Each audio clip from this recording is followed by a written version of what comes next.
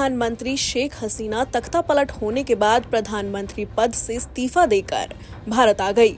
वहीं इस्तीफा देने के कई दिनों बाद पहली बार शेख हसीना ने बयान दिया है और उन्हें सत्ता से हटाने के लिए बड़ी साजिश बताया है। शेख हसीना ने अमेरिका पर उन्हें सत्ता से बेदखल करने का आरोप लगाया है।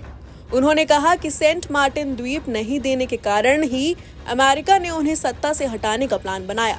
शेख हसीना का कहना है कि इस द्वीप के मिलने से अमेरिका को बंगाल की खाड़ी पर प्रभाव जमाने में मदद मिल सकती थी। हसीना ने अपने देश के लोगों को आगाह किया और कहा कि आप सब कट्टरपंथियों के बहकावे में न आए। शेख हसीना ने कहा कि वो लोग छात्रों की लाशों पर सत्ता हासिल करना चाहते थे, लेकिन उन्होंने पहले ही इस्तीफा देकर ऐसी नौबत नहीं आने दी। बांग्लादेश में राजनीतिक हालात काफी ज्यादा खराब हैं। 5 अगस्त को छात्रों का विरोध प्रदर्शन तेज हुआ था।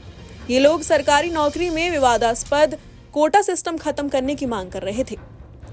इसके बाद बढ़ती हिंसा से डरकर शेख हसीना मिलिट्री एयरक्राफ्ट में सवार होकर भारत पहुंच गई। फिलहाल वो भारत में ही मौजूद हैं। बांग्लादेश में नोबेल विजेता मोहम्मद यूनुस के नेतृत्व में अंतरिम सरकार चुनी गई है। मीडिया रिपोर्ट्स के मुताबिक शेख हसीना ने अपने करीबी सहयोगियों के जरिए भेजे गए संदेश में ये बात कही है। शेख हसीना ने संदेश में बताया कि उन्होंने इस्तीफा इसलिए दिया जिससे उन्हें जुलूस ना देखना पड़े। शेख हसीना के संदेश में कहा गया, मैंने इस्तीफा दे दिया ताकि मुझे लाशों का जुलूस ना देखना पड़े। वो छात्रों की लाशों पर सत्ता में आना चाहते थे, लेकिन मैंने ऐसा नहीं होने दिया। मैंने प्रधानमंत्री पद से इस्तीफा दे दिया।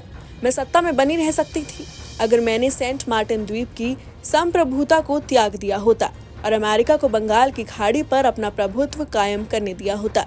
मैं अपने देश के लोगों से विनती करती हूँ, कृपया कट्टरपंथियों के बहकावे में न आए। गौरतलब है कि मई में हसीना ने बांग्लादेश और म्यांमार के कुछ हिस्सों को विभाजित करके पूर्वी तिमोर की तरह एक ईसाई राज्य बनाने की साजिश का आरोप लगाया था। उन्होंने दावा किया कि अगर वो किसी विदेशी देश को बांग्लादेश में एयरबेस स्थापित करने की अनुमति देती हैं, तो उन्हें बेहद आसानी से एक बार फिर पीएम चुन लिया जाएगा। हालांकि उन्होंने उस वक्त देश का नाम नहीं बताया था। शेख हसीना ने अपने बयान में कहा कि अगर वो देश में रुकी होती तो और ज्यादा मौतें हो जाती।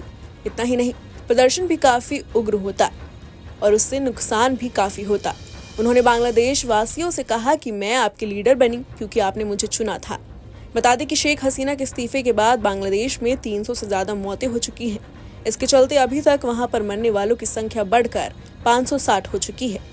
हसीना ने कहा कि उनके शब्दों का गलत इस्तेमाल करके छात्रों को भड़काया गया। उन्होंने स्पष्ट किया कि मैंने कभी भी प्रदर्शनकारी छात्रों को रजाकर कहकर नहीं बुलाया। Bureau report, news nation. News nation अब व्हाट्सएप पर खबरों की ताजा अपडेट के लिए न्यूज नेशन के इस QR कोड को स्कैन करें।